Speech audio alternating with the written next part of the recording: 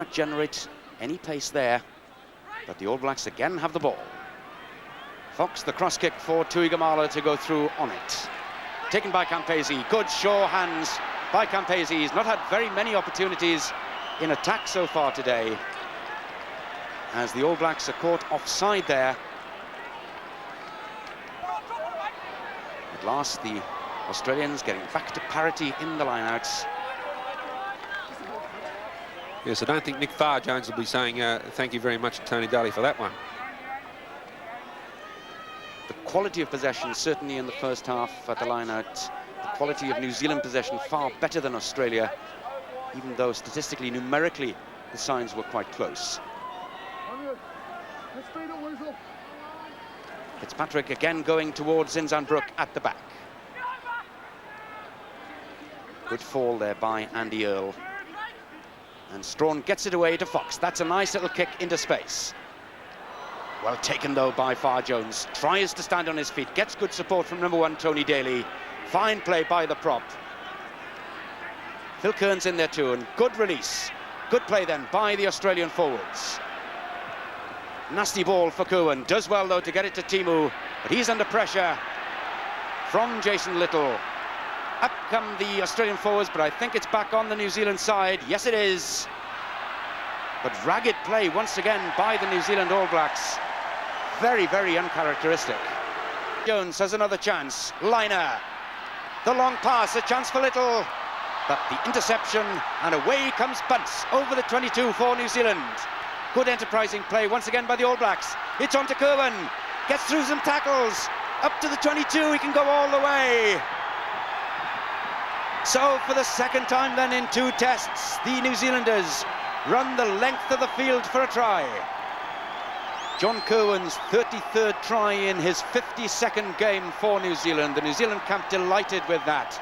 And there's a change of attitude, Bill, isn't there, in the New Zealand camp with the introduction of the new laws. Indeed, an excellent response by New Zealand, but it's Australia making all the play. The key is that tackle by Timu. He's shaken the ball loose from Jason Little, and then it's the counter-attack. And, of course, Bunce is a very fast and powerful runner, and he's judged his support. He's looking for his support. He steps inside Horan, and then, of course, it's John Kerwin in support, and he's a big, powerful runner. But I think perhaps the Australians got him in their own way a little bit there. But once Kerwin's through, it's all over. Just David Campese to show him where the line is. Yes, for once, Tim Horan, such a great tackler for the Wallabies, going high with that attempted tackle. But a great score. Grant Fox, 2 from 3 so far, but this a very difficult one from this near touchline. But that is an absolutely brilliant effort by this genius of a kicker. And New Zealand, with some 10 minutes gone to the second half, lead by 3 points.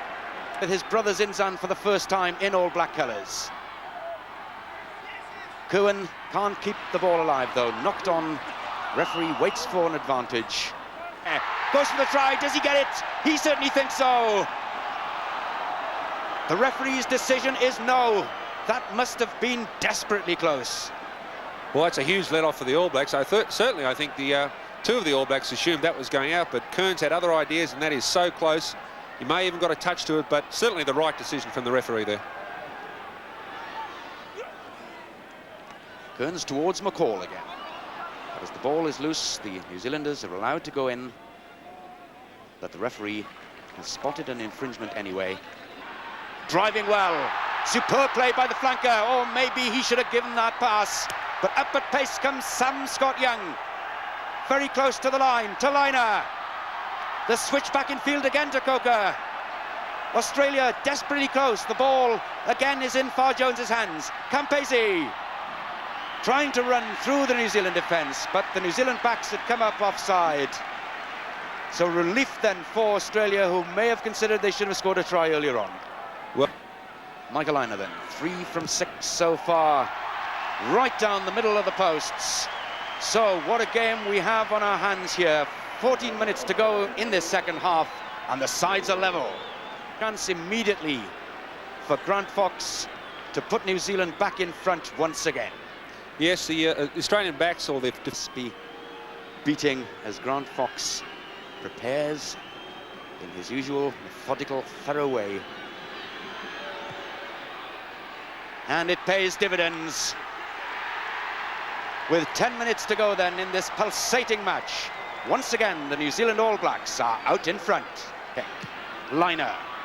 That's a high testing kick, giving plenty of time for his players to go through. It breaks though on the New Zealand side. But here come the Wallabies. And a chance for Carosa. Carosa gets past Cowan. That's a brilliant effort by the little winger. His second try of the game, his 6th international try and his 5th in 4 tests. What a start he's made to his international career. Well, that's a great response by Australia right at a very critical time of the game when they needed it. They really had a good think about what they were doing in that position. If we see it back from the line-out, good ball from Eels. Liner puts it in the air, and of course they're trying to create some sort of situation under the post. They're contesting. I think it's Frank Bunce that comes up with the ball, but unfortunately for him, he spills it sideways. And Far Jones responds very quickly, sees a big opportunity left, and it's a brilliant pass. And then Carosa really had a lot of work still to do, and Kerwin does well, but doesn't pull him down quick enough. Let's have a look at it again straight on, because it's hard. It's easy to be critical from up here in the stands, but perhaps if he'd taken him around the legs earlier, he could perhaps have pulled him down, but it's a great finish. Liner from the touchline. So Australia back in the lead, but there's only 2 points in it and still some 7 minutes to go. Can New Zealand again snatch this match out of the fire? Tuigamala, oh, maybe he should have gone outside there.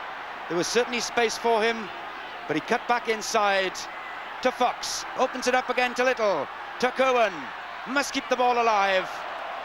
But it's gone forward, I think, and a great chance lost maybe for New Zealand. Well, some fine play. One of the biggest trophies, I think, in world sport. Tap down on the New Zealand side. One more chance for them then. Walter Little showing his strength, but goes to ground, but the ball's back on the All Black side. Grant Fox goes for the drop of goal. That's a fine effort, but the referee says no. My words, what drama at the end of this game. Grant Fox just can't believe it.